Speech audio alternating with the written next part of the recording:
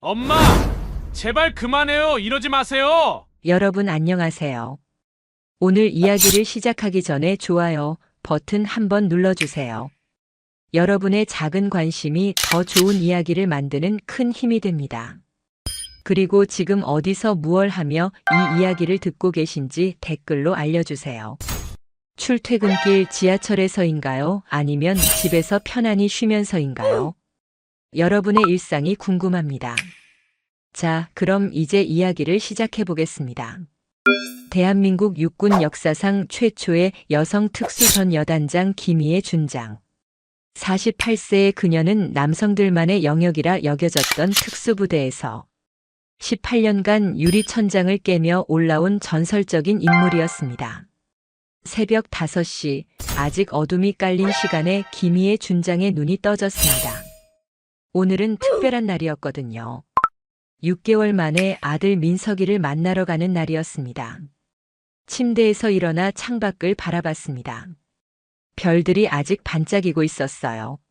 마치 그녀의 설레는 마음처럼 말이죠. 옷장을 열었습니다. 한쪽에는 각이 잡힌 군복들이 줄지어 서 있었어요. 별이 반짝이는 정복, 위험 있는 전투복. 18년간 그녀의 삶 전부였던 옷들이죠. 하지만 오늘은 달랐습니다. 반대편 구석에서 꽃무늬 원피스를 꺼냈어요. 언제 샀는지도 기억나지 않는 평범한 옷이었습니다. 그리고 베이지색 카디건과 흰색 운동화까지. 거울 앞에 섰습니다. 짧게 자른 군인 머리가 어색해 보였어요. 그녀는 서랍에서 긴 가발을 꺼냈습니다. 조심스럽게 씌우니 완전히 다른 사람이 된 것 같았어요. 그래, 오늘 하루만 평범한 엄마가 되자. 지난주 아들과의 전화 통화가 떠올랐습니다. 엄마, 면회 올 거죠? 물론이지. 우리 민석이 보고 싶어 죽겠는데. 그때 민석이의 목소리가 조심스러워졌어요. 엄마, 그런데 한 가지 부탁이 있어요. 뭔데? 제발 그냥 평범한 아줌마처럼 와주세요. 군인 티 절대 내지 마시고요. 김희애의 가슴이 아팠습니다. 아들이 자신을 부끄러워한다는 것을 알 수 있었거든요. 부엌으로 가서 앞치마를 둘렀습니다. 새벽 5시 반부터 시작한 요리. 민석이가 어릴 때부터 좋아하던 음식들을 하나하나 만들기 시작했어요. 먼저 김밥. 단무지는 직접 담근 것을 썼고 계란은 두툼하게 부쳤어요. 햄도 듬뿍 넣고 한 줄 한 줄 정성스럽게 말았습니다. 떡볶이도 만들었어요. 고추장은 직접 만든 것을 쓰고 어묵도 좋은 것으로 골랐어요. 민석이가 엄마표 떡볶이가 세상에서 제일 맛있어요 라고 했던 말이 생각났거든요. 요리를 하면서 문득 웃음이 났어요. 한때는 적진에 침투해서 작전을 수행하던 자신이 지금은 김밥을 말고 있다니. 인생이란 참 신기한 거죠. 모든 준비를 마치고 시계를 봤습니다. 오전 7시. 슬슬 출발해야 할 시간이었어요. 현관에서 다시 한번 거울을 봤습니다. 꽃무늬 원피스에 베이지색 카디건, 흰색 운동화 그리고 긴 가발. 완벽한 동네 아줌마의 모습이었어요. 가방 속에는 아들을 위해 정성껏 만든 도시락이 들어있었습니다. 김밥 2줄과 떡볶이, 그리고 민석이가 좋아하는 과일들까지. 자, 이제 평범한 엄마 김희애로 변신 완료. 스스로에게 파이팅을 외치며 문을 나섰습니다. 차를 몰고 부대로 향하는 내내 마음이 복잡했어요. 평소엔 운전병이 모는 관용차를 타고 다니는데 오늘은 개인차를 몰고 가니 더욱 어색한 기분이었거든요. 500m 앞에서 우회전하세요. 내비게이션 소리를 들으며 핸들을 돌렸습니다. 이 길로 가는 건 처음이었어요. 평소엔 부대 전용 도로로 가지만 오늘은 일반인들이 다니는 길을 선택했죠. 라디오에서는 아침 뉴스가 흘러나왔습니다. 어제 육군 특수전 사령부에서는 대규모 훈련이. 급하게 채널을 돌렸어요. 자신의 부대 이야기는 듣고 싶지 않았거든요.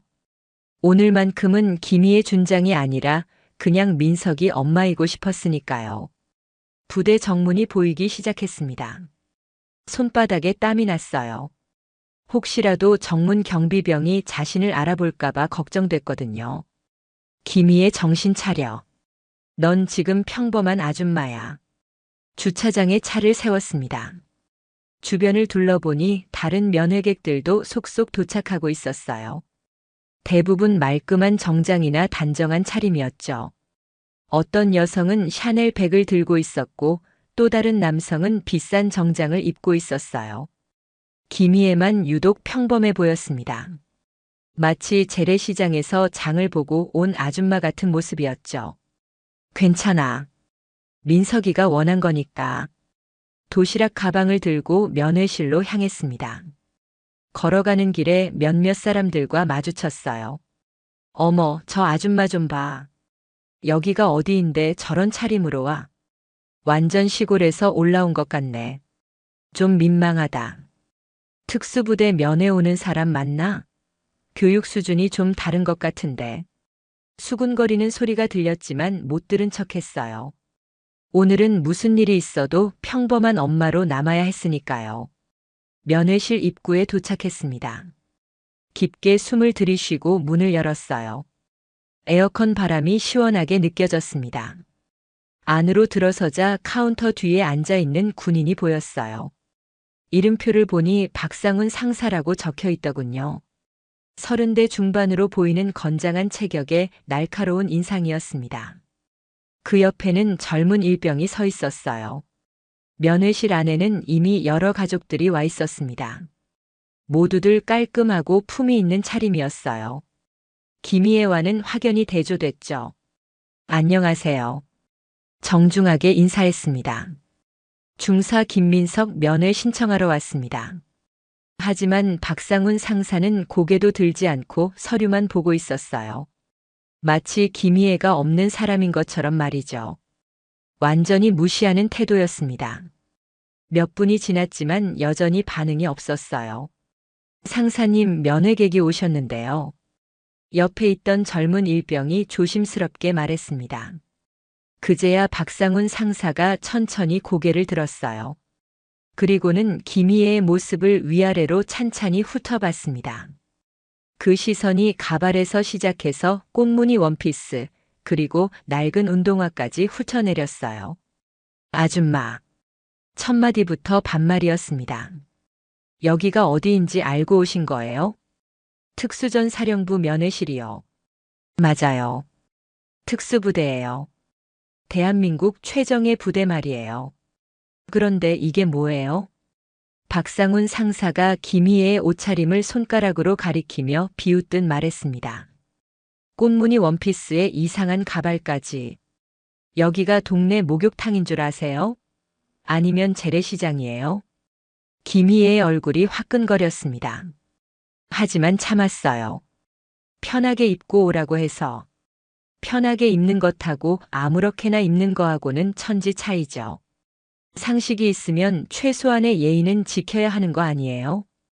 박상훈 상사의 목소리가 점점 커졌습니다. 이런 시골 아줌마 스타일로 오면 자녀가 얼마나 창피하겠어요? 요즘 시대에 이런 사람도 있네. 옆에 있던 일병이 킥킥거렸어요. 정말 옛날 사람 같아요. 완전 구시대 스타일. 시골 아줌마라고요? 김희애의 목소리가 살짝 떨렸습니다. 네. 딱 봐도 그렇잖아요.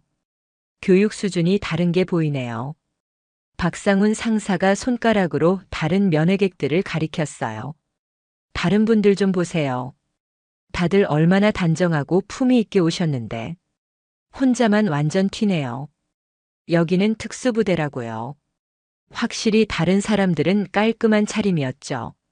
어떤 부인은 명품 백을 들고 있었고 또 다른 분은 깔끔한 양복을 입고 있었어요. 그리고 나이가 몇 살인데 이런 촌스러운 가발을 써요? 요즘 중년 여성들도 좀 더 세련되게 다니던데. 일병이 다시 거들었어요. 맞아요. 우리 어머니도 그 나이인데 훨씬 스타일리시하거든요. 아무래도 지방에서 올라오신 분 같네요. 서울 사람들하고는 좀 다르죠. 박상훈 상사가 계속해서 모욕을 퍼부었습니다. 그리고 이건 또 뭐예요? 이번에는 김희애가 들고 있던 도시락 가방을 보며 인상을 찌푸렸어요. 무슨 냄새가 이상한데? 김밥인가요? 음식물 반입 금지인 거 모르세요? 아들이 좋아하는 음식이라서 정성껏 만들어 왔는데요. 정성요? 이게 정성이에요? 박상훈 상사가 코웃음을 쳤습니다. 규정도 모르고 오시네요. 그리고 솔직히 말씀드릴게요. 목소리를 더 크게 했습니다. 주변 사람들이 쳐다보기 시작했어요. 이런 집에서 만든 음식은 위생상 문제가 있어요. 어디서 만들었는지도 모르고 재료도 검증이 안 됐잖아요. 집에서 만든 음식이라고요? 김희애의 목소리가 차갑게 변했습니다. 네. 솔직히 말해서 그냥 음식물 쓰레기나 마찬가지죠. 우리 부대에는 PX도 있고 깔끔한 음식이 얼마든지 있는데 왜 이런 지저분한 걸 들고 와요? 위생 검증도 안 된 음식을 어떻게 반입시켜요? 만약 문제라도 생기면 누가 책임져요? 주변에 있던 다른 면회객들이 하나둘 쳐다보기 시작했어요. 수군거리는 소리도 들렸습니다. 저 아줌마 뭐지? 좀 이상하네. 여기 처음 오나 봐. 규정도 모르고. 김희애는 얼굴이 빨갛게 달아올랐습니다. 그나저나 아줌마. 박상훈 상사가 더욱 모욕적인 말을 이어갔습니다. 좀 씻고 오신 거 맞아요? 이상한 냄새가 나는데요. 향수라도 좀 뿌리고 오시지.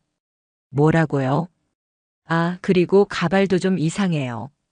완전 20년 전 스타일인데. 미용실에서 좀 관리받고 오시면 안 돼요? 일병이 또 웃으며 거들었어요. 정말 70년대 드라마에서 나올 것 같아요. 요즘도 이런 사람이 있다니 신기해요. 아무래도 교육을 제대로 못 받으신 것 같네요. 특수부대가 어떤 곳인지 모르시는 것 같고. 박상훈 상사가 계속해서 인격 모독을 했습니다. 여기는 아무나 오는 곳이 아니에요. 최소한의 품격과 상식은 있어야 하는데. 그리고 솔직히 여자분이 이렇게 무관심하게 다니면 남편이 뭐라고 하지 않아요? 아, 혹시 이혼하셨나? 이번에는 정말 참을 수 없는 말이었습니다. 남편이 있으면 이런 식으로 다니게 놔둘 리가 없을 텐데. 아니면 남편도 비슷한 수준이거나. 김희애의 주먹이 꽉 쥐어졌습니다. 여성으로서 기본적인 매너도 없고 어머니로서의 자격도 의심스럽네요. 자격이요? 김희애의 목소리가 떨렸습니다. 네. 이런 차림으로 아들 면회 와서 창피 주는 엄마가 어디 있어요? 자식 생각은 안 하시나? 그때 면회실 문이 열리며 민석이가 나타났어요. 엄마. 민석이가 반갑게 웃으며 다가왔습니다. 짧은 머리가 잘 어울리는 늘씬한 청년이었어요. 하지만 김희애의 차림을 보더니 표정이 굳어졌어요. 엄마, 정말 이렇게 입고 온 거야? 응. 내가 편하게 오라고 했잖아. 그 순간 김희애는 아들의 눈에서 당황과 부끄러움을 읽을 수 있었어요. 그때 박상훈 상사가 자리에서 일어나 큰 걸음으로 그들 쪽으로 걸어왔습니다. 야, 김민석. 반말이었습니다. 이게 뭐야? 너희 어머니한테 제대로 교육 안 시켰어? 민석이의 얼굴이 하얗게 질렸어요. 상사님 죄송합니다. 죄송하긴 뭐가 죄송해. 이런 차림으로 면회 오게 하면 어떡해? 여기가 어디인데? 박상훈 상사가 큰 소리로 말했습니다. 면회실에 있던 모든 사람들이 그들을 쳐다봤어요. 동기들이 뭐라고 하겠어? 김민석 엄마 완전 촌스럽다고, 교육 수준 낮다고 뒤에서 다 웃을 거야. 특수부대원의 가족이라면 최소한의 품격은 있어야 하는 거 아니야? 이런 아줌마가 오면 부대 이미지가 떨어진다고. 일병도 거들었어요. 맞아요. 다른 어머니들은 다 깔끔하고 교양 있어 보이는데. 그리고 이 이상한 가발은 뭐야? 어디서 산 거야? 연예인인 줄 아나? 박상훈 상사가 김희애의 가발을 손가락으로 가리켰습니다. 혹시 얼굴에 뭔가 문제라도 있어서 가리고 다니는 거야? 성형이라도 실패했나? 아니면 나이가 들어서 못생겨 보이니까 가발로 가리는 거야? 주위의 다른 면회객들도 수군거렸습니다. 저 아줌마 정말 이상해. 아들이 얼마나 창피하겠어. 저런 엄마를 두면 평생 고생이겠네. 교육을 못 받은 티가 너무나. 민석이의 눈에 눈물이 고였습니다. 엄마 정말 미안해. 다 내 잘못이야. 아니야, 민석아. 괜찮아. 하지만 전혀 괜찮지 않았습니다. 김희애의 가슴 속에서는 분노가 치밀어 오르고 있었거든요. 그리고 이것 봐요. 박상훈 상사가 김희애의 도시락 가방을 손가락으로 툭툭 쳤습니다. 이런 지저분한 음식물을 들고 와서 부대 분위기를 망치네요. 정말 상식 이하예요. 어디서 만든 건지도 모르는 음식을 아들한테 먹이려고 해요? 부모가 이래도 되나요? 우리 부대는 위생 관리가 철저한데 이런 검증 안 된 음식 때문에 문제라도 생기면 어떡해요? 김희애의 주먹이 더욱 꽉 쥐어졌습니다. 그리고 솔직히 말해서 박상훈 상사가 더욱 잔인한 말을 이어갔습니다. 이런 수준의 어머니를 둔 김민석이 불쌍해요. 평생 이런 창피함을 감수하고 살아야 하니까. 특수부대원이라면 가족들도 어느 정도 수준은 되어야 하는데 이건 너무 심하잖아요. 일병이 마지막 일격을 날렸습니다.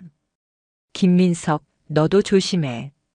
이런 엄마 둔 게 알려지면 너도 승진에 지장 있을 거야. 그 순간 박상훈 상사가 김희애의 도시락 가방을 발로 걷어찼습니다.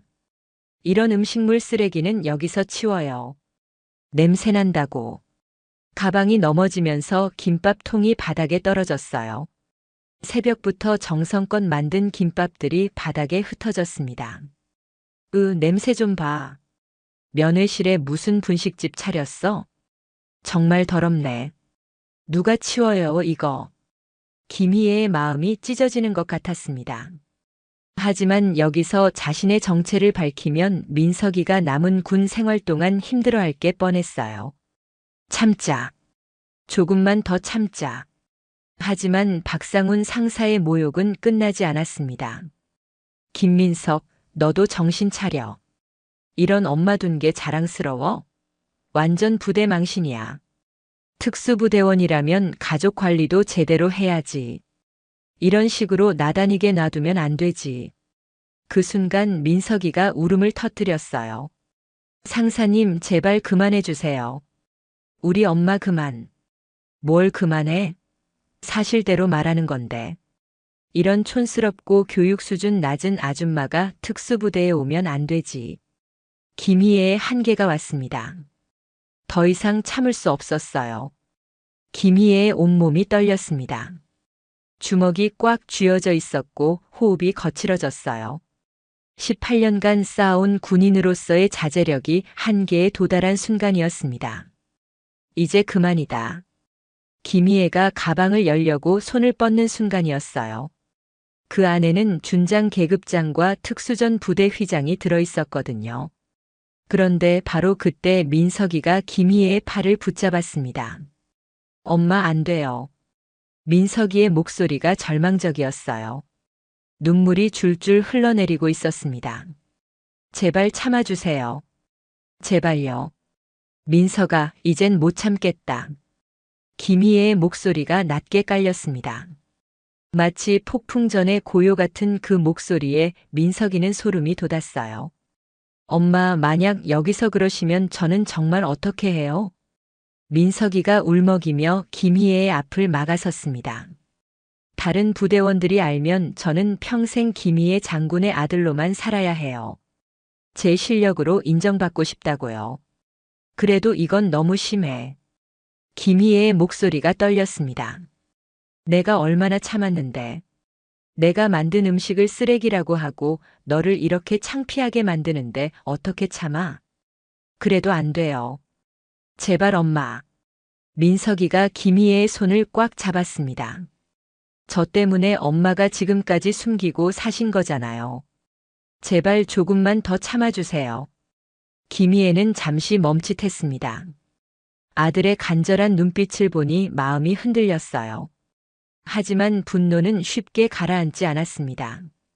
그 틈을 놓치지 않고 박상훈 상사가 더욱 악랄한 공격을 퍼부었습니다. 야, 김민석. 뭘 저렇게 수상하게 속삭이고 있어? 박상훈의 눈이 날카로워졌습니다. 혹시 너희 엄마가 뭔가 감추는 게 있나? 왜 이렇게 당황하고 있어? 옆에 있던 일병도 거들었어요. 맞아요. 아까부터 보니까 뭔가 이상해요. 평범한 아줌마치고는 분위기가 좀 다른데. 김희애의 심장이 빠르게 뛰었습니다. 이들이 자신의 정체를 의심하기 시작한 거였어요. 혹시 너희 엄마 전에 무슨 특별한 일 했어? 왜 이렇게 당당한 것 같지? 박상훈이 의심스러운 눈으로 김희애를 쳐다봤습니다. 평범한 주부치고는 눈빛이 예사롭지 않은데. 뭔가 숨기는 게 있는 거 아니야? 김희애는 내심 당황했습니다. 아무리 변장을 해도 18년간 쌓인 군인의 아우라를 완전히 숨기기는 어려웠거든요. 자세도 뭔가 군인 같고. 설마 너희 엄마 전에 군대 다녔어? 여군이었나? 일병이 추측했습니다. 민석이의 얼굴이 더욱 창백해졌어요. 정체가 들통날까봐 두려웠거든요. 아, 그래서 이렇게 뻔뻔한 거구나. 여군 출신이면 좀 다르긴 하지. 박상훈이 비웃었어요. 그럼 더 창피하네. 군대 다닌 사람이 이런 식으로 나다니면 안 되지. 군 위신이 말이 아니야. 김희애의 분노가 더욱 끌어올랐습니다. 여군 출신이면 최소한의 예의는 알 텐데 이건 뭐야? 완전 후진 여군이었나 보네. 아니면 말년 병장 정도로 전역한 그런 수준이겠지. 제대로 된 여군이었으면 이런 식으로 안 나다닐 텐데. 일병이 더욱 모욕적인 말을 했습니다. 여군들도 요즘은 다 교양 있고 세련된데 이 아줌마는 완전 옛날 스타일이네요. 그때 면회실에 있던 다른 면회객 중 한 명이 끼어들었습니다. 저기 너무 심한 거 아니에요? 아무리 그래도 그렇지. 중년 남성이었는데 김희애를 동정하는 목소리였어요. 아저씨는 상관없으니까 가만히 계세요. 박상훈이 퉁명스럽게 대답했습니다. 여기는 특수부대고 우리는 부대 규정을 지키는 거예요. 규정을 지키는 것과 인격 모독은 다른 문제 아닌가요? 그 남성이 계속 항의했습니다. 인격 모독이요? 저희는 그냥 사실을 말하는 거예요. 박상훈이 더욱 뻔뻔하게 대답했습니다. 이 아줌마가 부대 분위기를 망치고 있으니까 지적하는 거죠. 다른 면회객들도 웅성거렸어요. 일부는 김희애를 동정하는 목소리였지만 또 일부는 박상훈의 편을 드는 것 같았습니다. 그래도 좀 심하네. 아니야, 특수부대니까 규정이 엄격한 거지. 저런 차림으로 오는 게 좀 그렇긴 하네. 김희애는 사방에서 쏟아지는 시선과 수군거림에 질식할 것 같았어요. 하지만 민석이를 생각하면 참을 수밖에 없었습니다. 그때 면회실 문이 열렸습니다. 중령 계급장을 단 한 명의 간부가 들어왔어요. 무슨 소동이냐? 최현우 중령이었습니다. 면회실을 총괄하는 책임자였죠. 박상훈 상사가 얼른 자세를 고쳐 잡았습니다. 중령님, 별일 아닙니다. 그냥 면회객 중에 좀 문제가 있는 분이 계셔서요. 최현우 중령이 소란스러운 면회실을 둘러봤습니다. 바닥에 떨어진 김밥들과 넘어진 도시락 가방, 그리고 울고 있는 민석이와 분노로 떨고 있는 김희애가 보였어요. 이분이 문제라는 건가? 최현우 중령이 김희애를 바라봤습니다. 그의 눈에도 뭔가 이상하다는 표정이 스쳤어요. 네, 중령님. 복장도 단정하지 않고 규정도 모르고 무엇보다 태도가 좀 건방집니다. 박상훈이 고자질하듯 말했습니다. 음식물 불법 반입에 면회실 분위기도 망치고 있습니다. 최현우 중령이 김희애를 자세히 살펴봤습니다. 그의 경험상 이 여성은 평범한 민간인이 아니었어요. 어딘가 군인의 냄새가 났거든요. 특히 김희애의 자세와 눈빛에서 범상치 않은 기운을 느꼈습니다. 혹시 부인께서는 어떤 일을 하시나요? 김희애는 잠시 망설였습니다. 진실을 말할까 아니면 계속 숨길까? 집안일 하는 평범한 주부입니다. 그런가요? 최현우 중령의 눈빛이 더욱 날카로워졌습니다. 뭔가 석연치 않다는 표정이었어요. 주부라고 하기에는 너무나 당당한 기세가 느껴졌거든요. 바로 그때 박상훈 상사가 치명적인 실수를 저질렀습니다.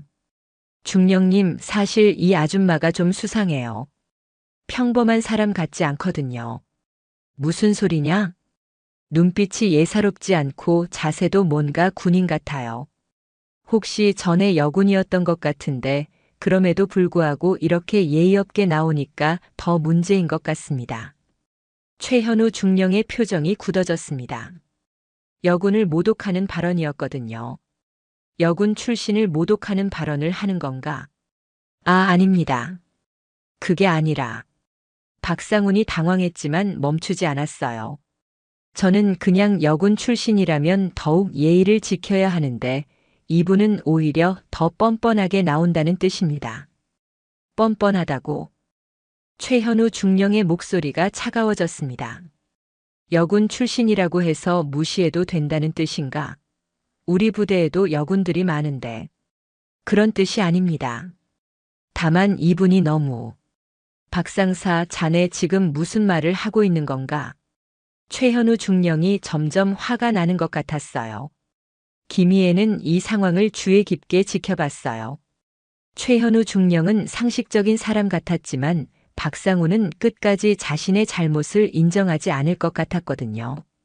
중령님, 저는 그냥 부대 규정을 지키려고 했을 뿐입니다. 박상훈이 변명했습니다. 이분이 복장도 이상하고 음식물도 불법으로 가져왔고 태도도 건방져서 지적한 것뿐입니다. 그게 욕설을 해도 되는 이유가 되나? 최현우 중령이 따져 물었습니다. 욕설이라뇨? 저는 그냥 사실을 말한 것뿐입니다. 박상훈의 뻔뻔함에 김희애의 분노가 정점에 달했습니다. 사실을 말했다고? 그럼 중령님 앞에서 다시 한번 말해보게. 최현우 중령이 날카롭게 말했습니다. 이 부인에게 정확히 뭐라고 한 건가? 박상훈은 잠시 망설였습니다. 중령 앞에서 자신이 했던 모욕적인 말들을 다시 하기는 어려웠거든요. 그냥 복장이 단정하지 않다고 했을 뿐입니다. 그게 다인가? 음식물 반입 규정도 설명해 드렸고요. 정말 그게 다냐? 최현우 중령의 목소리가 더욱 차가워졌습니다. 제가 직접 확인해 볼까? 그때 면회실에 있던 다른 면회객들이 하나둘 고개를 끄덕였어요. 최현우 중령이 주변 사람들을 바라봤습니다. 혹시 어떤 일이 있었는지 들으신 분 계시나요? 한 중년 남성이 주저하며 손을 들었습니다. 다 들었습니다. 어떤 말을 했던가요? 시골 아줌마라고 하고 교육 수준이 낮다고 하고 음식물 쓰레기라고 했습니다. 최현우 중령의 얼굴이 굳어졌습니다. 또 뭐가 있었나요? 가발이 이상하다고 하고 냄새난다고 하고 아들이 창피해할 거라고 했습니다. 다른 면회객도 거들었어요. 발로 도시락 가방을 차서 음식이 바닥에 떨어뜨렸어요. 부모 자격이 없다고도 했어요. 여군 출신치고는 수준이 낮다고 했고요. 하나둘 증언이 쏟아지자 최현우 중령의 표정이 점점 어두워졌습니다. 박상사, 이게 사실인가? 그건. 박상훈이 말을 더듬었습니다. 부대 규정을 지키려다 보니 좀 엄격하게 말한 것 같습니다. 엄격하게. 최현우 중령의 목소리가 얼음장처럼 차가워졌습니다. 인격 모독과 욕설을 엄격하다고 표현하는 건가? 그런데 박상훈은 여기서도 자신의 잘못을 인정하지 않았어요. 중령님, 저는 정말 부대를 위해서 한 말입니다. 이런 수준의 가족들이 와서 부대 이미지를 망치면 안 되잖아요. 최현우 중령이 믿을 수 없다는 표정을 지었어요. 지금도 그런 생각인가? 네. 특수부대라면 가족들도 어느 정도 품격이 있어야 하는 거 아닙니까? 품격이라고. 김희애가 드디어 입을 열었습니다.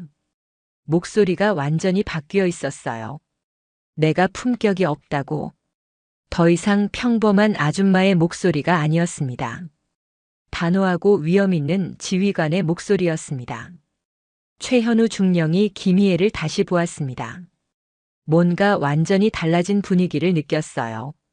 그래, 품격 없는 시골 아줌마 맞아. 김희애가 서서히 일어섰습니다. 교육 수준 낮은 촌스러운 여자 맞고. 박상훈이 뭔가 이상함을 느꼈지만 멈추지 않았어요. 맞잖아요. 그런데 뭐가 문제예요? 혹시 부인께서는? 최현우 중령이 뭔가 눈치챈 듯 말하려 했지만 김희애가 손을 들어 막았습니다. 잠깐. 김희애가 천천히 가방을 열었습니다. 민석이가 다시 막으려 했지만 이번에는 김희애의 의지가 더 강했어요. 엄마 정말 안 돼요. 제발요. 민석이가 울먹이며 매달렸습니다. 이러시면 저는 정말 어떻게 해요? 앞으로 어떻게 부대 생활을 해요? 민석아. 김희애가 아들을 바라봤습니다. 너는 훌륭한 군인이야. 누구의 아들이든 상관없이. 엄마. 하지만 엄마는 더 이상 참을 수 없어. 김희애의 목소리에는 더 이상 망설임이 없었습니다. 어떤 모욕도 참을 수 있지만 내가 정성껏 만든 음식을 쓰레기라고 하고 내 아들을 창피하게 만드는 건 용서할 수 없다. 가방에서 뭔가 금속성 물체가 반짝였습니다. 박상훈의 얼굴이 창백해지기 시작했어요. 본능적으로 뭔가 큰일이 벌어질 것 같은 예감이 들었거든요. 그리고 뭐라고 했지? 여군 출신치고는 수준이 낮다고. 김희애의 눈빛이 날카로워졌습니다. 여군들을 무시하는 건가? 아닙니다. 박상훈이 뒤늦게 당황했습니다. 그럼 내가 어떤 여군 출신인지 궁금하지 않나? 김희애의 손이 가방 속 무언가를 만졌습니다. 중령님. 김희애가 최현우 중령을 바라보며 말했습니다. 제가 누구인지 밝혀도 될까요? 최현우 중령은 이미 짐작하고 있었습니다.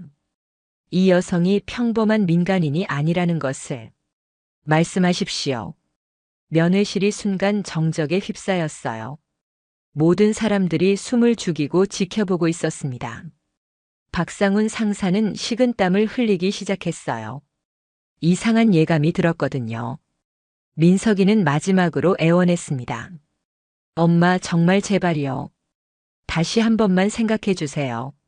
하지만 김희애의 마음은 이미 결정되어 있었어요. 미안하다 민석아. 하지만 이건 엄마의 자존심 문제야. 김희애가 가방에서 뭔가를 꺼냈습니다. 반짝이는 금속 물체였어요. 내가 누구인지 정말 알고 싶나? 김희애가 박상훈을 똑바로 바라보며 말했습니다. 정말로? 박상훈의 입술이 바들바들 떨렸습니다. 마지막으로 한 번 더 물어볼게. 김희애의 목소리가 얼음처럼 차가웠습니다. 내가 품격 없는 시골 아줌마가 맞나? 김희애의 손에서 나온 것은 별이 새겨진 금색 계급장이었습니다. 준장. 면회실에 있던 모든 사람들이 순간 숨을 멈췄어요. 박상훈 상사의 얼굴이 새파랗게 질렸습니다. 손이 덜덜 떨리기 시작했어요. 저건. 맞다. 김희애가 계급장을 높이 들어 올렸습니다. 형광등 불빛에 별이 찬란하게 반짝였어요. 김희애 준장. 육군 특수전사령부 제11공 수특 전 여단장이다. 폭탄 선언이었습니다. 최현우 중령이 벌떡 일어나 차렷 자세를 취했습니다. 준장님 경례. 면회실이 완전히 뒤바뀌었어요. 아까까지 김희애를 무시하던 분위기가 순식간에 얼어붙었습니다. 박상훈 상사는 그 자리에서 주저앉을 뻔했어요. 다리에 힘이 완전히 빠진 거였죠. 대한민국 최초 여성 특수 전 여단장 말이다. 김희애가 한 걸음씩 박상훈에게 다가갔습니다. 그리고 전 707 특수임무단 작전팀장이기도 하고 일병은 이미 입을 벌린 채 얼어붙어 있었어요. 그런 내가 품격이 없다고. 김희애의 목소리가 면회실 전체에 울려 퍼졌습니다. 시골 아줌마라고, 교육 수준이 낮다고. 박상훈이 바들바들 떨면서 말을 더듬었어요. 준장님, 저는 몰랐습니다. 몰랐다고? 김희애가 코웃음을 쳤습니다. 그럼 알았으면 안 그랬을 건가? 그게 대답 못하겠나? 김희애의 눈빛이 얼음장처럼 차가웠습니다. 그럼 내가 대답해주지. 너는 계급만 보고 사람을 판단하는 인간이라는 뜻이야. 박상훈이 무릎을 꿇으려 했지만 김희애가 손을 들어막았어요. 아직 무릎 꿇을 때가 아니다. 그리고 김희애는 가방에서 또 다른 것을 꺼냈습니다. 707 특수임무단 배지였어요. 이것도 봐라. 배지에는 검은 독수리가 새겨져 있었습니다. 707 출신이 뭔지 알아? 박상훈의 얼굴이 더욱 창백해졌어요.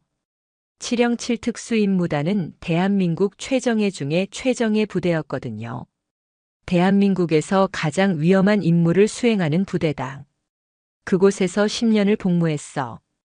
면회실에 있던 다른 사람들이 웅성거리기 시작했어요. 저분이 그 유명한 김희애 장군이야? 여성 최초로 특수부대 지휘관이 된 그분? 세상에 진짜였어? 김희애는 계속 말을 이어갔습니다. 북한에 18번 침투했고 대테러 작전 32번 지휘했다. 박상훈의 다리가 완전히 풀려버렸어요. 아프가니스탄에서 3년, 이라크에서 2년 파병 갔다 왔고, 그리고 지난해에는 소말리아 해적 소탕작전도 지휘했지. 최현우 중령이 경이로운 표정으로 김희애를 바라봤어요. 전설적인 인물을 직접 보고 있었거든요. 그런 내가 만든 음식이 쓰레기라고. 김희애가 바닥에 떨어진 김밥을 가리켰습니다. 새벽 5시부터 일어나서 정성껏 만든 음식이. 박상훈이 입을 떨면서 대답하려 했지만 목소리가 나오지 않았어요. 그리고 내가 냄새난다고. 김희애가 한 걸음 더 다가갔습니다. 18년간 조국을 지키며 흘린 땀 냄새가 그렇게 역겨웠나? 준장님, 정말 죄송합니다. 박상훈이 겨우 목소리를 짜냈어요. 죄송하다고. 김희애가 비웃었습니다. 지금 죄송하다는 건가? 아까는 언제고? 저는 정말 만약 알았다면 뭐? 안 그랬을 거라고. 김희애의 목소리가 더욱 차가워졌습니다. 그럼 묻겠다. 평범한 시민이면 모욕해도 되는 건가? 박상훈이 대답하지 못했어요. 계급이 없으면 인격 모독해도 되는 건가? 아닙니다.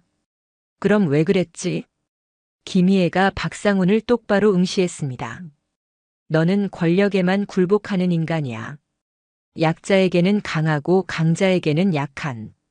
그때 민석이가 조심스럽게 다가왔어요. 엄마. 민석아. 김희애의 목소리가 부드러워졌습니다. 미안해. 너를 위해 참으려고 했는데. 아니에요. 엄마가 맞아요. 민석이의 목소리도 떨렸습니다. 저도 엄마가 자랑스러워요. 숨기려고 해서 죄송해요. 김희애가 아들을 꼭 안아줬어요. 우리 아들 잘못한 거 없어. 엄마가 이해해. 그리고 다시 박상훈을 바라봤습니다. 최중령. 네, 준장님. 최현우 중령이 바짝 긴장했어요. 이자를 즉시 연행하라. 알겠습니다. 그리고 헌병대에 연락해서 군기 위반과 상관 모독 혐의로 조사하라. 박상훈이 울먹이며 애원했어요. 준장님, 제발 한 번만 용서해 주십시오. 가족이 있습니다. 가족이 있다고? 김희애가 차갑게 웃었습니다. 그럼 다른 사람의 가족은 생각 안 했나? 저는 너도 가족이 있으면서 왜 남의 가족을 모욕했지? 박상훈이 더 이상 변명하지 못했어요. 그때 일병도 무릎을 꿇었습니다. 준장님, 저도 죄송합니다. 너도 마찬가지다. 김희애가 단호하게 말했습니다. 상급자를 따라 한 게 아니라 너 스스로 선택한 행동이야. 준장님, 변명하지 마. 군인이라면 자신의 행동에 책임져야지. 면회실에 있던 다른 사람들이 김희애에게 하나둘 다가왔어요. 장군님, 정말 죄송했습니다. 아까 김희애를 수군거렸던 사람들이었어요. 저희도 몰랐습니다. 아니에요. 김희애가 고개를 저었습니다. 여러분은 잘못하신 게 없어요. 오히려 저를 동정해 주신 분들도 계셨고. 하지만 괜찮습니다. 오히려 제가 이런 모습을 보여드려 죄송해요. 김희애의 겸손한 태도에 사람들이 더욱 감동했어요. 장군님 같은 분이 계셔서 우리나라가 안전한 거네요. 정말 존경합니다. 그때 최현우 중령이 보고했습니다. 준장님, 헌병대가 도착했습니다. 좋아. 김희애가 끝으로 박상훈을 바라봤습니다. 박상훈 상사.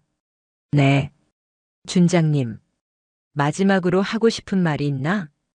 박상훈이 떨리는 목소리로 말했습니다. 준장님, 정말 죄송합니다. 제가 너무 무식했습니다. 무식한 게 죄가 아니야. 김희애가 말했습니다. 오만한 게 죄지. 네. 사람을 겉모습으로 판단하고 약자를 무시하는 게 죄야. 박상훈이 고개를 떨궜습니다. 그리고 기억해라. 진짜 강한 사람은 약자를 보호하는 사람이다. 헌병들이 박상훈과 일병을 연행해 갔어요. 면회실이 조용해지자 김희애가 민석이에게 말했습니다. 민석아, 이제 괜찮아? 네, 엄마. 오히려 속이 다 시원해요. 그래? 네. 엄마가 이렇게 멋있는 분인데 왜 숨기려고 했을까요? 김희애가 아들의 머리를 쓰다듬었어요. 너를 위해서였는데. 이제는 자랑하고 싶어요. 우리 엄마가 대한민국을 지키는 장군님이라고. 김희애의 눈에 눈물이 고였습니다. 고마워, 아들아. 최현우 중령이 다가왔어요. 준장님, 정말 죄송했습니다. 제가 관리를 제대로 못했습니다. 중령님 잘못이 아니에요. 김희애가 고개를 저었습니다. 시스템의 문제죠. 앞으로 이런 일이 없도록 하겠습니다. 좋습니다. 그런데 중령님. 네, 준장님. 이번 일을 계기로 면회 시스템을 바꿔야겠어요. 김희애의 눈빛이 단호해졌습니다. 모든 가족은 존중받아야 합니다. 어떤 차림으로 와도 어떤 음식을 가져와도. 알겠습니다. 그리고 면회 담당 교육도 강화하세요. 네, 즉시 조치하겠습니다. 김희애가 바닥에 떨어진 김밥을 주워 담았어요. 이 김밥들. 민석이가 안타까워했습니다. 괜찮아. 다시 만들어줄게. 정말요? 물론이지. 우리 아들 좋아하는 음식인데. 김희애가 웃었습니다. 이번엔 더 맛있게 만들어줄게. 그때 면회실에 있던 한 어머니가 다가왔어요. 장군님, 정말 감사합니다. 뭐가요?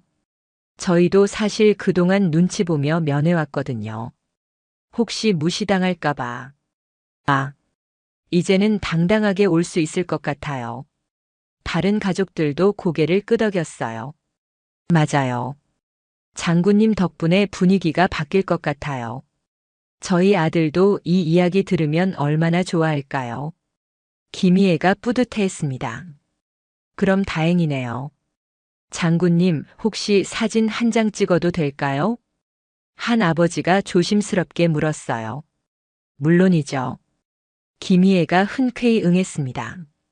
우리 아들 친구들한테 자랑하고 싶어요. 김희애 장군님을 직접 봤다고. 사진을 찍고 나서 그 아버지가 말했습니다. 정말 영광이었습니다. 이런 분이 우리나라를 지켜주신다니. 과찬이세요. 아니에요. 정말 존경합니다. 최현우 중령이 다가와서 보고했습니다. 준장님, 모든 정리가 끝났습니다. 수고하셨어요. 그리고 준장님. 네. 오늘 일을 계기로 전 부대 면회 시스템을 점검하겠습니다. 좋은 생각이에요. 김희애가 민석이와 함께 면회실을 나서려 할 때였어요. 엄마. 응? 다음에 면회 올 때는 군복 입고 와도 돼요. 민석이가 웃으며 말했습니다. 정말? 네. 이제는 숨기고 싶지 않아요. 오히려 자랑하고 싶어요. 김희애가 아들을 꼭 안아줬어요. 고마워, 민석아. 저야말로 고마워요. 이렇게 멋진 엄마를 둬서. 면회실을 나서며 김희애는 생각했습니다. 오늘 일이 모든 가족들에게 도움이 되었으면 좋겠다. 그리고 결심했어요. 앞으로는 더 이상 자신의 정체를 숨기지 않기로. 당당하게 김희애 준장으로 그리고 민석이의 자랑스러운 엄마로 살기로 말이에요. 밖으로 나오며 김희애가 하늘을 올려다봤습니다. 구름 사이로 햇살이 비치고 있었어요. 마치 새로운 시작을 알리는 것 같았습니다. 엄마, 오늘 정말 시원했어요. 민석이가 환하게 웃었습니다. 엄마도 그래. 김희애도 오랜만에 진심으로 웃었습니다. 이제 진짜 자유로워진 기분이야. 모든 것이 바뀐 하루였습니다. 김희애에게도 민석이에게도 그리고 그 면회실을 이용할 모든 가족들에게도 말이에요. 이틀 후 김희애는 자신의 집무실에서 특별한 회의를 소집했습니다. 오늘 회의 주제는 면회 시스템 전면 개선입니다. 참석자들은 모두 진지한 표정이었어요. 이틀 전 면회실에서 벌어진 일이 이미 전 부대에 알려졌거든요. 우리가 지키는 것은 국가만이 아닙니다. 김희애가 천천히 말했습니다. 우리 군인들의 가족 그리고 모든 국민의 존엄성도 지켜야 해요. 준장님 말씀이 맞습니다. 한 중령이 고개를 끄덕였어요. 그동안 우리가 놓친 부분이 있었던 것 같습니다. 김희애는 창밖을 바라보며 과거를 떠올렸습니다. 18년 전 29살의 김희애가 707특 수임무단에 처음 들어갔을 때였어요. 여자가 뭘 할 수 있겠어? 특수부대는 남자들 세상이야. 그런 시선들을 받으며 살아왔죠. 하지만 포기하지 않았어요. 더 열심히, 더 강하게 자신을 증명해 나갔습니다. 북한에 침투할 때도 대테러 작전을 지휘할 때도 해외 파병을 갈 때도 항상 이런 생각을 했어요. 내가 성공해야 다음 여성들이 더 쉽게 올 수 있다. 그리고 민석이를 낳은 후에는 다른 이유가 생겼죠. 내 아들이 자랑스러워할 수 있는 엄마가 되자. 하지만 아이러니하게도 그 아들이 자신을 부끄러워한다는 것을 알았을 때 얼마나 가슴이 아팠는지 몰라요. 준장님? 부관의 목소리에 김희애가 현실로 돌아왔습니다. 아, 네. 계속하죠. 앞으로 모든 면회 담당자는 의무적으로 인권 교육을 이수해야 합니다. 김희애가 개선안을 발표했습니다. 그리고 면회객 만족도 조사를 정기적으로 실시하고 불친절 신고 센터도 운영하겠습니다. 좋은 방안입니다. 무엇보다 중요한 것은 인식 변화입니다. 김희애의 목소리에 힘이 들어갔어요. 군인의 가족은 제2의 전력입니다. 그들의 희생과 지지가 있기에 우리가 존재하는 거예요. 회의가 끝나고 김희애는 혼자 남아 생각에 잠겼습니다. 그때 노크 소리가 들렸어요. 들어오세요. 문이 열리며 민석이가 들어왔습니다. 엄마 바쁘신데 죄송해요. 무슨 소리야? 우리 아들이 오는데 언제든 환영이지. 김희애가 활짝 웃었습니다. 엄마 들었어요. 부대 전체의 면회 시스템을 바꾸신다고. 응.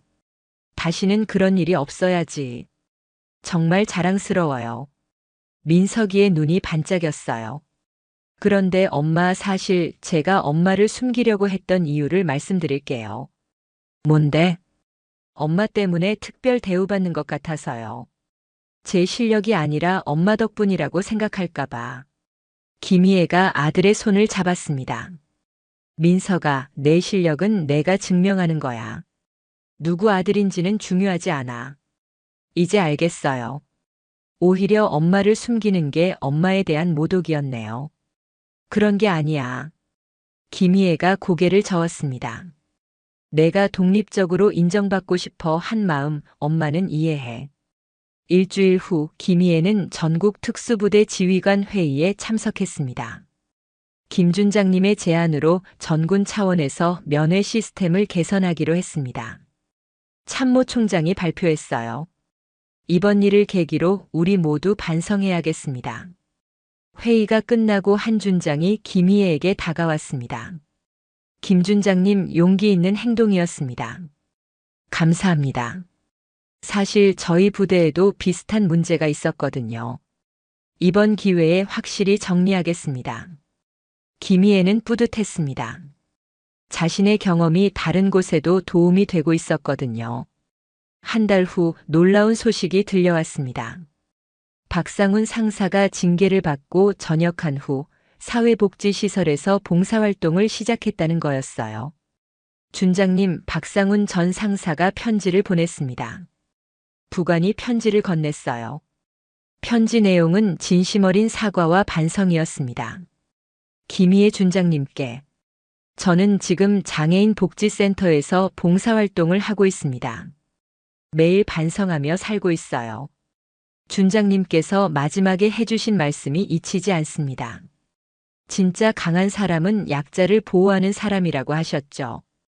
이제야 그 말의 의미를 알겠습니다. 평생 속죄하며 살겠습니다.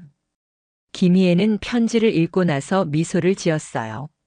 사람은 변할 수 있다는 것을 보여주는 증거였거든요. 그로부터 3개월 후 김희애는 전국 여성군인 대회에서 기조연설을 했습니다. 저는 오늘 여러분께 말씀드리고 싶습니다.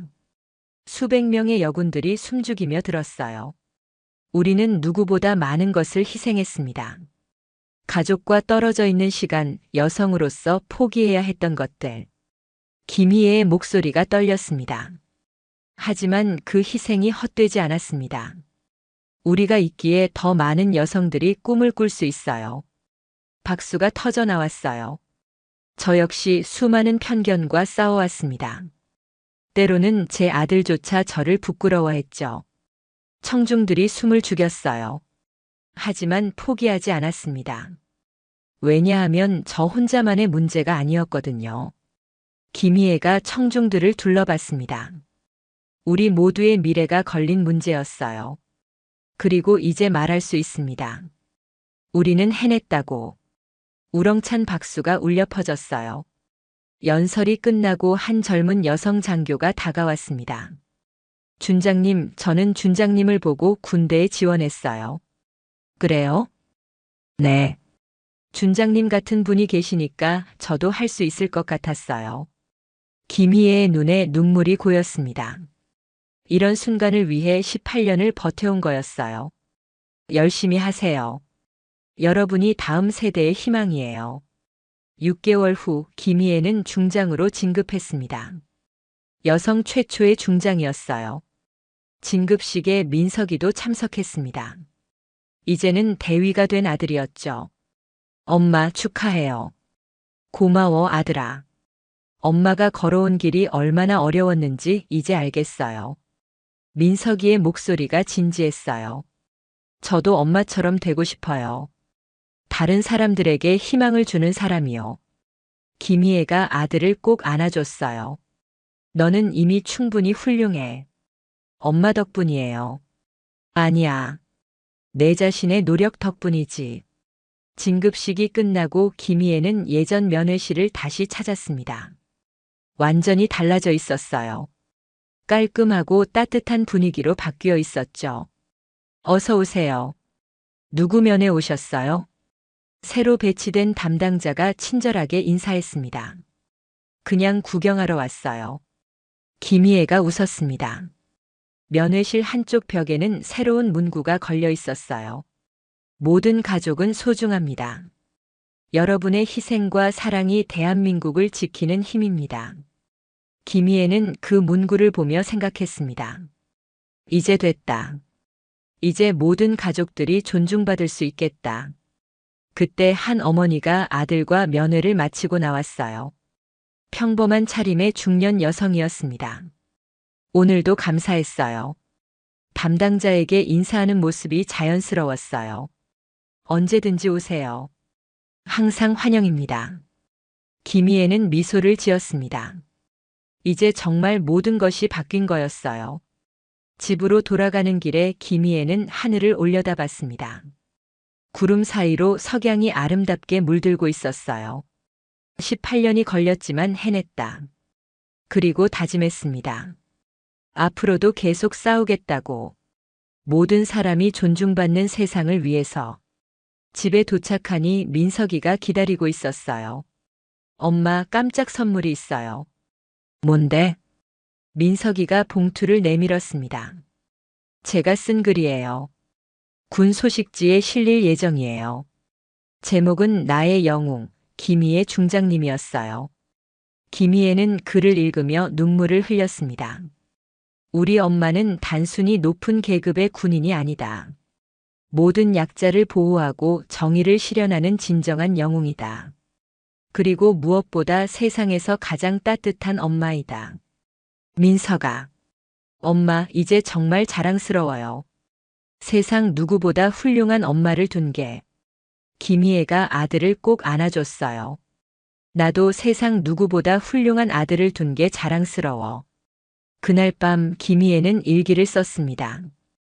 오늘로써 진짜 모든 것이 끝났다. 아니, 시작됐다고 해야겠다. 더 많은 사람들이 존중받는 세상의 시작이. 18년간 참고 견뎌온 보람이 있다. 내 희생이 다른 사람들의 행복으로 이어졌으니까. 앞으로도 계속 싸우겠다. 모든 어머니가 모든 가족이 존중받는 그날까지. 이튿날 아침 김희애는 언제나처럼 새벽에 일어났습니다. 하지만 이제는 달랐어요. 더 이상 숨길 필요가 없었거든요. 당당히 군복을 입고 계급장을 달았습니다. 김희애 중장. 대한민국 여성 최초의 특수전 지휘관. 하지만 무엇보다 민석이의 자랑스러운 엄마였어요. 그리고 모든 약자의 든든한 보호자이기도 했죠. 창밖으로 아침 햇살이 비쳐들었습니다. 새로운 하루의 시작이었어요. 더 나은 세상을 향한 또 다른 출발이었습니다. 김희애는 미소를 지으며 중얼거렸습니다. 오늘도 최선을 다하자. 모든 사람이 존중받는 세상을 위해서. 그리고 당당히 문을 열고 나섰습니다. 진정한 영웅의 하루가 시작되는 순간이었어요. 여러분, 오늘 김희애 중장의 이야기는 어떠셨나요? 때로는 우리도 김희애처럼 자신의 진짜 모습을 숨기고 살아갈 때가 있습니다. 다른 사람들의 시선이 두려워서 혹은 사랑하는 사람에게 부담을 주고 싶지 않아서 말이에요. 하지만 오늘 이야기가 우리에게 알려주는 것은 이런 것 같습니다. 진정한 용기는 자신의 모습을 당당히 드러내는 것이고 진짜 강함은 약한 사람을 보호하는 것이라는 걸 말이에요. 그리고 무엇보다 중요한 것은 모든 사람이 존중받을 자격이 있다는 것입니다. 어떤 옷을 입었든 어떤 일을 하든 어떤 모습이든 말이에요. 여러분도 혹시 누군가를 겉모습만으로 판단한 적은 없으신가요? 아니면 반대로 다른 사람들의 시선 때문에 위축되신 적은 없으신가요? 오늘 이야기가 여러분의 마음에 작은 위로가 되었다면, 그리고 세상을 조금 더 따뜻하게 바라볼 수 있는 힘이 되었다면 좋아요 버튼을 눌러주세요. 그리고 댓글로 알려주세요. 지금 어디서 이 이야기를 들으셨나요? 집에서 편안히 쉬면서인가요? 아니면 산책하며 들으셨나요? 혹시 버스나 지하철에서 들으신 분도 계실까요? 여러분이 어떤 순간에 이 이야기와 함께 해주셨는지 정말 궁금합니다. 그리고 오늘 이야기를 들으시면서 떠오른 분이 계신다면 그분에게도 따뜻한 말 한마디 건네보시는 건 어떨까요? 작은 관심과 배려가 누군가에게는 큰 힘이 될 수 있으니까요. 다음에도 여러분의 마음에 위로가 되는 좋은 이야기로 찾아뵙겠습니다. 오늘도 들어주셔서 정말 고맙습니다. 여러분 모두 건강하시고 늘 존중받는 하루하루 보내세요.